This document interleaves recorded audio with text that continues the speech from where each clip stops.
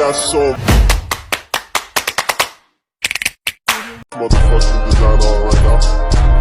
Bring it down, bring it down, bring it down. I got 3 old guys on the block. Baiklah, di sini saya akan menjelaskan tentang motivasi dalam organisasi dengan dosen pengampu Ibu Hairani Esos IMSI. Terlebih dahulu saya akan menjelaskan tentang motivation. Apa itu motivation? Motivasi atau motivation berasal dari bahasa Latin yakni mover, yang berarti menggerakkan atau to move. Motivasi pada dasarnya merupakan kebutuhan internal yang tak terpuaskan sehingga menciptakan tegangan-tegangan yang merangsang dorongan-dorongan dari dalam diri individu. Sedangkan organisasi yaitu adalah rumah yang tersusun dari yang pertama pondasi yang merupakan kumpulan dari orang-orang atau kelompok, yang kedua tiang dari visi dan misinya, dan yang ketiga dindingnya dari kebersamaan, dan yang keempat atapnya dari rasa memiliki, dan yang kelima perabotnya dari kegiatan, dan yang keenam catnya adalah keinginan hati para pemiliknya.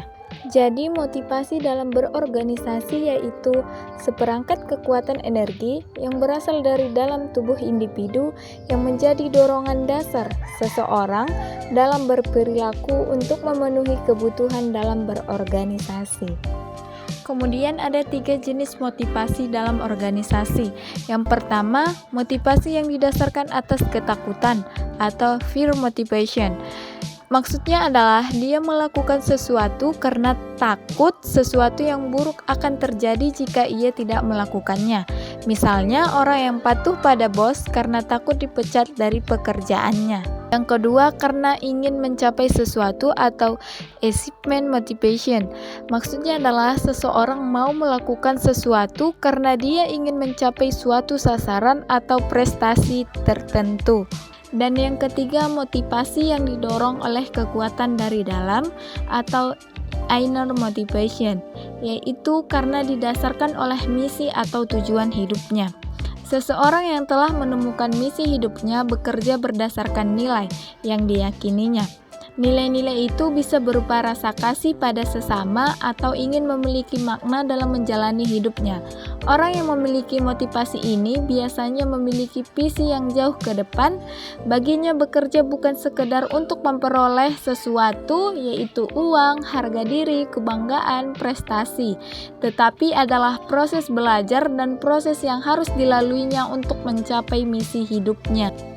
5 teori motivasi dalam organisasi. Yang pertama, teori hierarki Maslow. Yang kedua, teori motivasi Mr. Silent. Yang kedua, teori motivasi Aldelfer. Yang keempat, teori harapan Fromm. Dan yang kelima, teori motivasi Herzberg. Yang pertama, teori hierarki Maslow. Teori hierarki Maslow, teori motivasi pada tahun 1943 yang dikemukakan oleh Abraham Maslow, bahwa hierarki Maslow menggambarkan serangkaian kebutuhan fisiologis dan emosional untuk kepuasan manusia yang diatur dalam hierarki atau urutan kebutuhan manusia. Teori hierarki Maslow mengurutkan kebutuhan manusia dimulai dari paling bawah ke paling atas, yaitu kebutuhan fisiologis, keamanan, sosial, penghargaan, dan kebutuhan aktualisasi diri. Dan yang kedua, teori motivasi Mr. Silent. Teori motivasi Mr. Silent menggolongkan kebutuhan manusia menjadi 3 jenis, yaitu achievement, afiliasi, dan kekuasaan. Need for achievement atau kebutuhan adalah kebutuhan di mana manusia ingin mencapai atau menunjukkan kompetisinya kepada orang lain. Need for affiliation adalah kebutuhan akan rasa cinta, rasa memiliki, dan penerimaan sosial. Sedangkan need for power adalah keinginan seseorang akan kekuasaan dan memiliki otoritas yang lebih tinggi daripada orang lain. Dan yang ketiga, teori motivasi Erk-Aldelfer. Teori Erk-Aldelfer adalah teori yang dikembangkan dari teori hierarki Maslow oleh seorang psikologis yang bernama Clayton Paul Aldelfer. Teori Aldelfer menunjukkan bahwa ada 3 kelompok kebutuhan inti, yaitu A untuk existence atau eksistensi, R untuk relatedness atau keterkaitan, dan Z untuk growth atau perkembangan. Dan yang keempat, teori harapan Fromm. Teori harapan Fromm dikemukakan oleh Victor Fromm, Edward Lawler, dan juga Lyman Porter. Teori ini didasari oleh 3 hal, yaitu balance, expectancy, dan instrumentally. Balance adalah orientasi emosional yang dipegang tentang suatu hasil dan keinginan terdalam seseorang.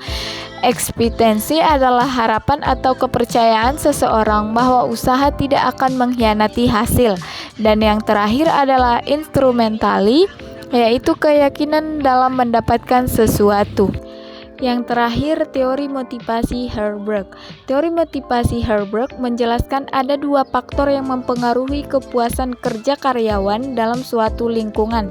Faktor pertama adalah faktor intrinsik yang terdapat dalam setiap individu, dan faktor kedua merupakan faktor kebersihan atau iklim baik suatu lingkungan pekerjaan.